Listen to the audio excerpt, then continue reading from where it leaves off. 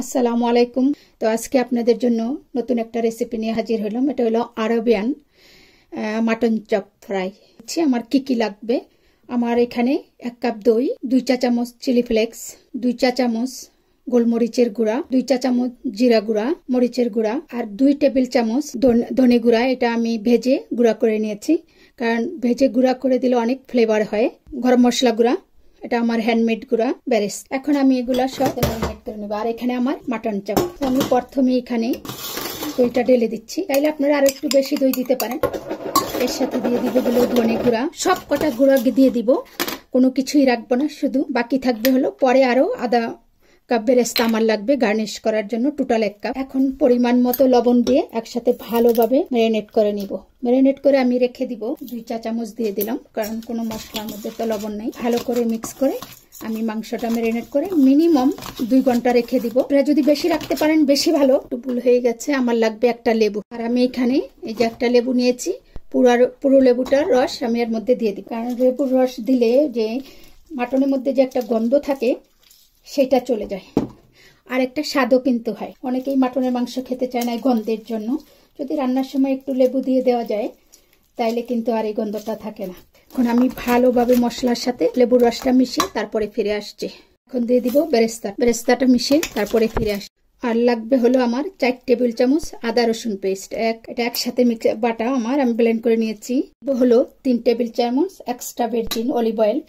আরবিরা কিন্তু খায় না, অন্য তেল খায় না ওরা, কিন্তু আপনারা চাইলে পরে কড়াইতে তেল গরম করেও দিতে পারেন। পরে আর এভাবে দিব না, কষাবো। আমি দেখাবো কিভাবে করছি। আমি যখন রেস্টুরেন্টে ওখানে খেতে গিয়েছিলাম, তো বাঙালি বাবুর্চি না মানে যে ছিল, তো আমি টোটাল 4 টেবিল চামচের মতো তেল দিলাম।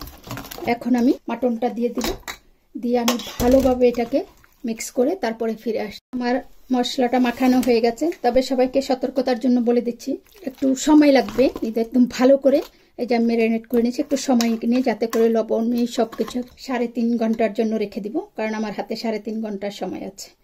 তো দেখা হবে আপনাদের সাথে আমার 3.5 ঘন্টা।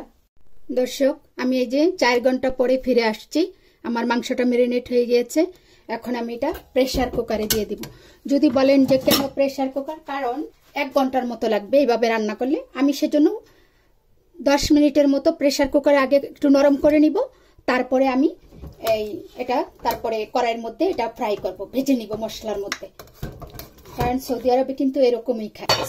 বিসমিল্লাহ। আমি দেওয়ার পরে ধুয়ে মশলাগুলা দিয়ে দিচ্ছি। আমি চুলার আঁচ জ্বালিয়ে দিয়েছি, এখন এটা বাড়িয়ে দিব। আমি একটু 2-3 মিনিট কষানোর পরে, কারণ মশলাটা যাতে করে ভালোভাবেই হয়, যাতে নিচে ধরে না যায়। আমি 10 মিনিট ঢাকনা লাগাই দেওয়া হয়, অনেক সময় দেখা যায় নিচে পুড়ে যায়। এই জন্য একটু মানে নেড়ে চেড়ে একটু পানি আসা পর্যন্ত অপেক্ষা করতে হয়। তো আমি আসছি। দর্শক দেখতে পাচ্ছেন ঠিক মতো বলক চলে আসছে, কারণ এখানে সব মশলা কিন্তু খুব গ্রেভি, সেজন্য একটু পানি দিলাম। আর যদি এটা নিচে ধরে যায় তাহলে কিন্তু জিনিসটা নষ্ট হয়ে যাবে। আরবিয়ানরাও কিন্তু এগুলা প্রেসার কুকারেই করে, কারণ খুব ছোট বাচ্চা দিয়ে তো ওরা করে না। একটু মনে করেন এটা আমি যদি এমনি রান্না করি আমার 1 ঘন্টা লাগবে। 1 ঘন্টার আগে কিন্তু খুব ভালো নরম হইতে হবে। আরবিয়ানরা কিন্তু আমাদের মতো মাংস দাঁত দিয়ে টেনে টেনে খায় না, ওরা খুব সফট মাংস খায়, যাতে করে মানে সবজি আলুর মতো হাতে করে ভাঙতে পারে। এখন আমি লাগিয়ে দিয়েছি ঠিক ঘড়ি ধরে 10 মিনিট। এটা একটা সিটি আসার পরে আমি চুলার আঁচটা মিডিয়াম আর লোয়ের মাঝামাঝি নিয়ে যাব। 10 মিনিট পরে আমি এটা বন্ধ করে, একদম 10 মিনিট পরে কিন্তু আমি চুলা বন্ধ করে দিব।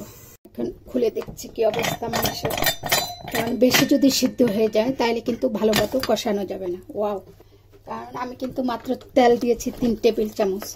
এখন দেখেন কত তেল উঠছে, আর অর্থ হলো যে মাংসের মধ্যে তেলটা ছিল সেই তেলটা। তবে রান্না করলে কিন্তু এত তাড়াতাড়ি তেল উঠে না, প্রেসার কুকারে দেওয়াতে কিন্তু তেলটা একটু তাড়াতাড়ি উঠেছে। এখন একটু দেখি যে মাংসটার কি পজিশন। আরো 2-3 মিনিট, তারপর আমি এটা কড়াইয়ে ট্রান্সফার করব। এখন আমি এর মধ্যে এই যে একটা আরবি মশলা, ডালিম আছে না, ডালিমের বিচিগুলোকে ছাড়িয়ে শুকিয়ে এটাকে পাউডার করে নেয়, এটা দিলে হলো যে কালারের জন্য, আর এটা সামান্য একটু টকও। আর আমি দিয়ে দিব হলো কিছু কাঁচামরিচ, আমি আগে দিইনি, কারণ যদি বেশি ঝাল হয়ে যায়, দেখলাম যে না আমার চিলি ফ্লেক্স তো অত ঝাল না, আর যেটা গুঁড়া মরিচ দিয়েছি সেটাও কাশ্মীরি মরিচ, এই জন্য আমি এখানে 4টা মরিচ দিয়ে দিলাম। এই 4টা মরিচ গলে যাবে এর সাথে। তারপরে দেখবো যদি দরকার হয় আমি আরও কাঁচা মরিচ দেবো। এটা আপনারা চাইলে নান, রুটি, পরোটা, হাতে বানানো রুটি দিয়েও, রুমালি রুটি দিয়েও খেতে পারেন। খুবই আমি একটা জিনিস আরবরা খাই, আমরা যখন গিয়েছিলাম সেখানে নান রুটি দিয়েই খেয়েছি, তবে খুবই ভালো লেগেছে। এই সুমাকটা দেওয়াটা হলো যে কালারটা একটু মানে কালো কালো হবে, সেজন্য। আমার স্মোকার নাই, যেটুকু আছে দিয়ে দিই। দেখছেন যে কালারটা চেঞ্জ হয়ে গিয়েছে। এখন আমি প্রেশার কুকারে সিটি লাগাবো না, এমনি আমি ডেকে আরও 5 মিনিট রান্না করে আমি এটা কড়াইয়ে ট্রান্সফার করব।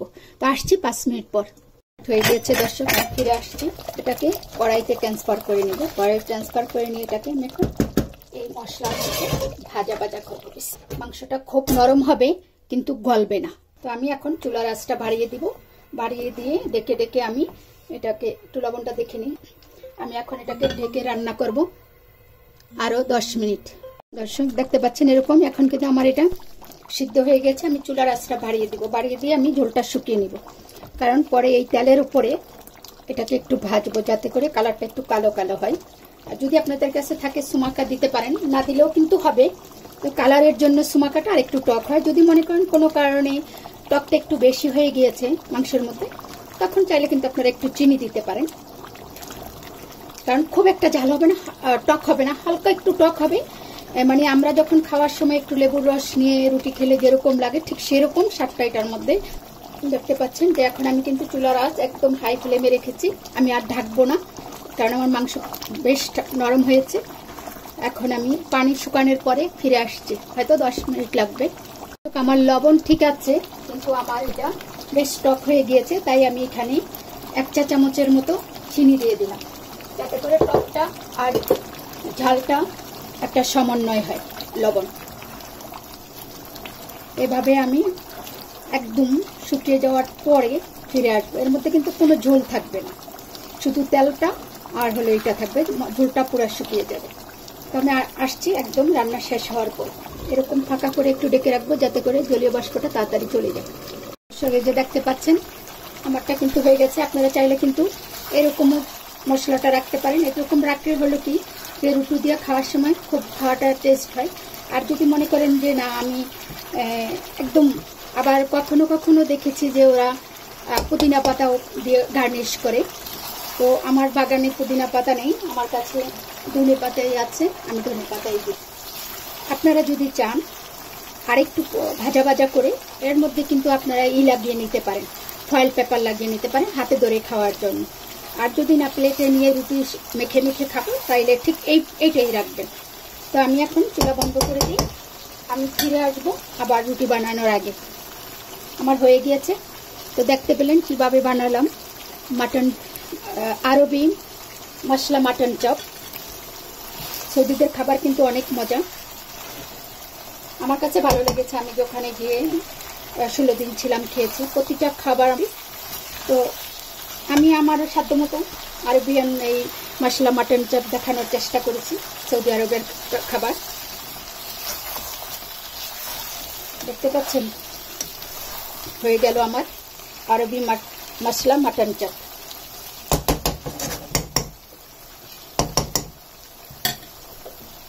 আমি চুলা বন্ধ করে দিয়েছি, দেখতে পেলেন সেরকম কিন্তু হয়েছে। মাশাআল্লাহ মাশাআল্লাহ। লবণ কিন্তু এখনো দেখি নেই, গরম থাকতে থাকতে দেখি নেই লবণ লাগবে কিনা। আমার লবণ দেখতে মনে থাকে না। সবকিছু পারফেক্ট, মাশাআল্লাহ মাশাআল্লাহ, বারাকাল্লাহ ফিক। দেখতে পাচ্ছেন কোনো কিন্তু নেই। দেখতে পেলেন, অবশ্যই বাসায় বানাবেন, বানিয়ে খেয়ে আমাকে অবশ্যই কমেন্ট বক্সে জানাবেন যে এটা কেমন হলো। এটা কিন্তু ঝাল, মানে মুখে দিলে যেমন আমরা মানে কিছু একটা খেতে ইচ্ছা করে ঠিক এই টাইপের টকটা হবে, মানে কাশ্মীরি আচার টাইপের, মানে ঝাল আর টক। এটার মধ্যে তো চিনি আমি অল্প একটু চিনি দিয়েছি, কারণ আমার লেবুটায় মনে হয় বেশি লেবু রস ছিল, একটু বেশি হয়ে গেছে আমার কাছে মনে হলো, আমি ওই স্বাদটা নিয়ে আসছি। তো আপনারা অবশ্যই বাসায় বানাবেন, বানিয়ে খেয়ে আমাকে জানাবেন যে আমার এই রান্নাটা, আরবি রান্নাটা কেমন হলো। তো সবাইকে দেখার জন্য অসংখ্য অসংখ্য অসংখ্য ধন্যবাদ। আসসালামু আলাইকুম। যদি ভালো লাগে অবশ্যই আমার চ্যানেলটা সাবস্ক্রাইব, লাইক, শেয়ার, কমেন্টস করতে ভুলবেন না।